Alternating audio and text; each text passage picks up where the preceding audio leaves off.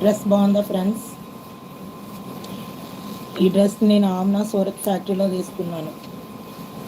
ఆ వీడియో కూడా ఒక 2 డేస్లో అప్లోడ్ చేస్తాను. ఆ షాప్లో రేట్స్ ఎలా ఉన్నాయి ఏంటి, హోల్సేల్ మార్కెట్ మాట. నేనైతే కాటన్ తీసుకున్నాను, 2 కాటన్ డ్రెస్సులు 2 తీసుకున్నాను. మినిమం 10,000 బిల్ చేయాలి అక్కడ షాప్లో.